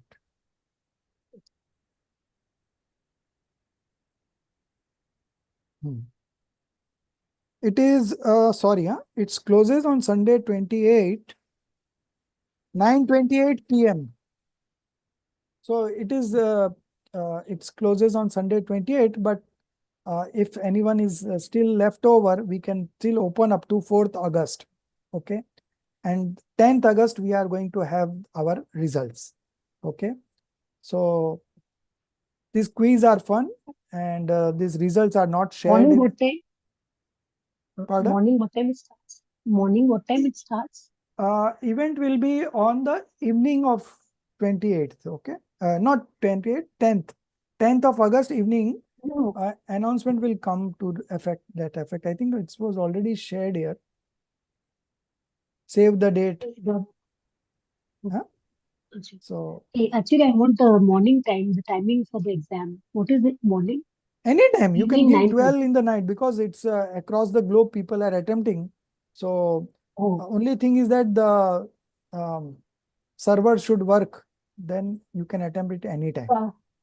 Okay. Yeah, so You it is can attempt working 5 properly o'clock now because also, it, no problem. Yeah, Okay. so the event is on the Okay. 10th of August, 7:45 PM. I am sharing it again if it's not shared earlier. Okay. So Thank you, sir. you try to complete by 4th, latest by 4th, and those who are there have attended the class. It will be easy for you. You can attempt it by tomorrow itself. Okay. But in case if anyone has any problem, you get back to me and I will try my best to get an extension for you. Okay. I will Anything else? attempt. Yeah. I've just come back at 4 o'clock in the morning today. I will attempt Yeah, the yeah. exams. For you, if you are able to attempt any of the exams, you do it. Otherwise, we will do it later on also. I will put in a request and I'll try. Okay. But next 15-20 days, you will be comfortable, right? Giving the exams. Yes, so I'll try and give one tomorrow itself. I've been reading on Okay, okay. So you get in touch with Jia Yes. for any problem if you face while attempting the exam. Otherwise, if Jia is not able to answer your query, you contact I'll me. call Soumya, Mrs. Soumya ji. She can be my open book also. She knows everything. Okay. Yeah. So the results will include the assignments also? Yes, all the assignments Yes. and the objectives all put together, it is 300 marks. And these assignments are only helping us in our revisions, So it is not something that you should think of avoiding, but to embrace that and enjoy. Some extra time for the assignments. Yes, yes, no problem. You tell me what time you want and I will get it approved. Okay? ठीक है, don't worry. Okay?